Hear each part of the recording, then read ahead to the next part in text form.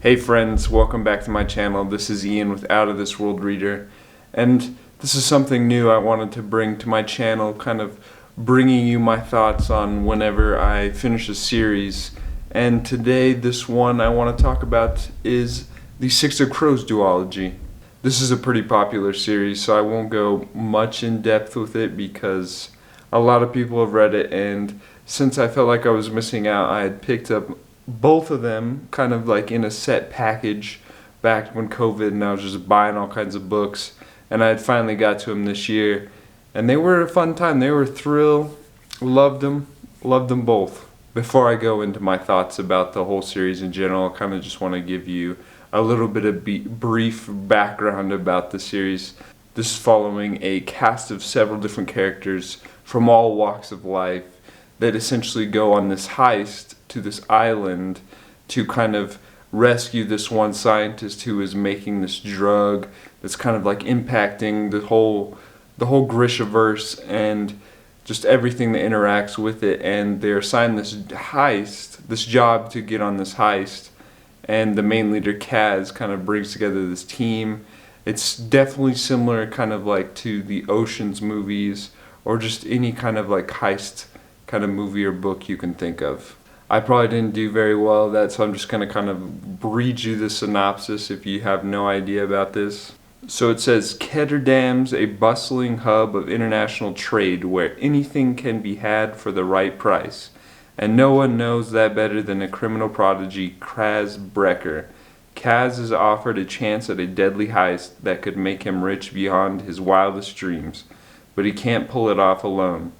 A convict with a thirst for revenge, a sharpshooter who can't walk away from a wager, a runaway with a privileged past, a spy known as a wraith, a heart-render using her magic to survive the slums, a thief with a gift for unlikely escapes.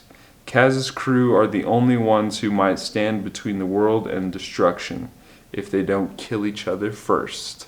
This being a popular series as it is, I was kind of had that FOMO, that fear of missing out if I didn't get to it, because I had read Ninth House by Leigh Bardugo and I loved that. So I wanted to check out more works by her, and I didn't know if I should go to The Shadow and Bone first or start with this, so I just kind of had this. So I was just going to start with that. Each character is just so unique in their own way. Like we've got like an acrobat, a sharpshooter, a traitor, and they're all just coming from different walks of life with different paths, and Kaz has just essentially brought them together to just go on this impossible heist, and somehow it happens. And I just loved how unique each one was and what they brought to the table for this kind of crew. That's just like a little bit of background on it. Now let's kind of get into my thoughts about the whole series in general. Reading Six of Crows, the first one, back in January, it was really what I needed at that time. I think I mentioned that in my wrap-up, but it was just that perfect time to pick it up, I thought, and how it was so fast-paced, and it really jumped off from the start. Like you really delved right into the plot, and there wasn't that much of kind of like a kind of background story. Like you got like a little bit, but it really just jumped right into the plot. It was super fast-paced, and I really couldn't put it down. And just throughout the story, you kind of have that initial plot where they're on the heist, kind of making plans and putting forth an action to kind of accomplish this goal. And then you get little bits of the past, kind of like explaining more about that character. And it was just so interesting to find more about how they interacted maybe in the past, like with Nina and Mateus, how they kind of came to be together somewhat, like how they met initially, and how Kaz who has a very dark kind of past, and how that impacts him today. And it was just so interesting to me to figure out like their past, the way that Leigh Bardugo kind of writes the whole plot to kind of keep you intrigued and keep that fast-paced kind of vibe and just keep you intrigued throughout the story. Is so captivating to me, just how like just the thoughts that she had to put in and the time to actually just make this so complex and so fun to read.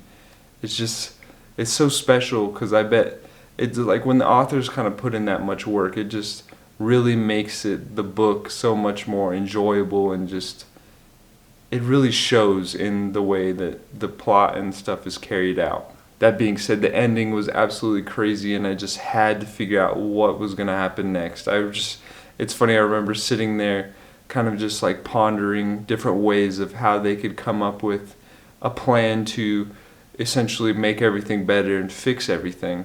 That really motivated me to just, as soon as I could, pick up that next one, which was Crooked Kingdom. Similar to the first one, it really just kicks into gear and just gets going. Like, it takes you on that ride again, and I love that. I love that aspect of it. They just had everything against them, and it seemed like the odds were just impossible. Like, Kaz cannot come up with another plan to kind of overcome this and get revenge, but somehow he does, and that's what's special about it. This one is taking place more in Ketterdam, and I liked how it was explaining more about the city, and it almost gave me like Venice, Italy vibes with all the canals and just the boats that they use for transportation. It is really kind of visually pleasing to just see kind of like that aspects of Venice and just the architecture and the houses and stuff like that, how it was all so kind of like, I almost visualized just Venice, and I don't know if anybody else likes that, but I enjoy Italy. Then as the story progressed, you just get more interactions, and it was just funny to kind of like watch them or read about them, like Jesper and Wyland, how they're always kind of like teasing each other, and Jesper in general is just like always a funny guy. He's always making jokes and trying to be the comedian of the whole group. And then you have Kaz, and you're just learning more about his dark past, and it's very dark.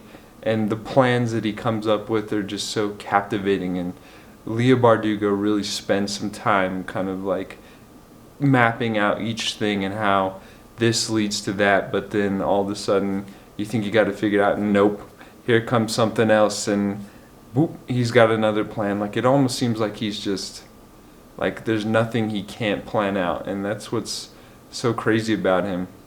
One of my favorite characters, Inej, is basically thrown into the gauntlet. Like, she's been through some tough times, and it was just so like she's a total badass, and that's what I loved about her, is that she just overcame so much in the first book, and then all of a sudden she's just got to do it again in the second book, and it just seems impossible, but somehow she gets it done. And it's funny, my cat Izzy, I think, is like the cat version of her. Like, Izzy is always kind of doing flips and stuff like that, and just acrobatic moves, and it was just kind of funny to just kind of make that connection a little bit. And then to my favorite duo of the whole bunch, Nina and Matthias, was just something special. Like, I loved their whole interactions between each other. Like, Nina always making fun of the Fjordans, and Matthias all the time just always kind of like taking digs at him, and him kind of taking digs at her, and just their whole kind of like slow burn romance throughout both books was just something that was really good. Nina is really kind of rebellious and speaks her own way, and then you have Matthias, which is like the total opposite, and he just follows orders down to everything and is just so strict and kind of looks down on a lot of things. And throughout the second book, he slowly starts to change, and it's interesting to see how the plot kind of changes him in general. And I really wanted them to just be together somehow, like figure it out at the end, get through this whole kind of like get their revenge, and then just for them to be happy, essentially. That's what I really wanted. This duology is legit, and I think it will stick with me as one of my favorite duologies ever. I've actually kind of been planning out like tattoos of where I could get them and like what to get, but like when a book kind of gives you that kind of connection, like it just makes it kind of like stick in your heart, and I love that about it. And I definitely for sure will be continuing on with the Grishaverse in the Shadow and Bone series, which is another one that I've heard several great things about. Now I just want to go over kind of like a little bit of spoilers and get your thoughts on a couple different points throughout the books. The first thing that I want to get your input in is the ending. Like, to me, that was absolutely heartbreaking. Like, the way that, like, Nina and Mateus were, it finally seemed like they were going to have, like, a happy life together and kind of, like, escape. And then Leigh Bardugo's like, nope, take that away, thank you very much. And it made it even worse that he just, like, Mateus, like, made it back to Nina and just told her, like, that final line, and it was so heartbreaking. I was, like, almost on the verge of tears, almost. Other than that, I loved how Kaz and Inej finally kind of, like, got together, like, somehow, like, especially through that first book and the second book, like, you had, like, little bits of romance between them, but then since, like, Kaz's past kind of, like, impacted that, he really couldn't kind of commit to Inej. It was something that I wanted in the first book with kind of Kaz with his dark past that he couldn't overcome.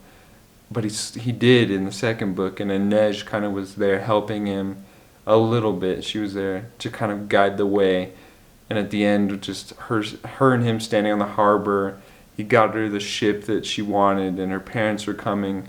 He didn't have his gloves on, and they were just connected, and they were going to work together to kind of take down the scum. Like, I thought that was something, like, it was hit you in the heart, like, it hit you in the feels, you know? And then you have Jesper and Wylan kind of, like, similarly working together finally. Those are all my thoughts on this duology in general. It was a fun time, and it will definitely stick with me for my life, and I hope to reread it in the future. But let me know any of your thoughts on kind of the ending, or just anything in general, just like what you see in the future, because I heard that there's rumors that Leigh Bardugo is coming out with a third book, but I'm not sure if that's true or not. So if you know anything, please let me know, because I need more of this. I need more of the Grishaverse. Which book was your favorite? Which character was your favorite? Just let me know. That's all I gotta say for today. I hope I didn't bore you to death, but thanks for watching. Don't forget to like and subscribe so you never miss out on another adventure. And as Ellie always says, adventure is out there, so I'll catch you next time.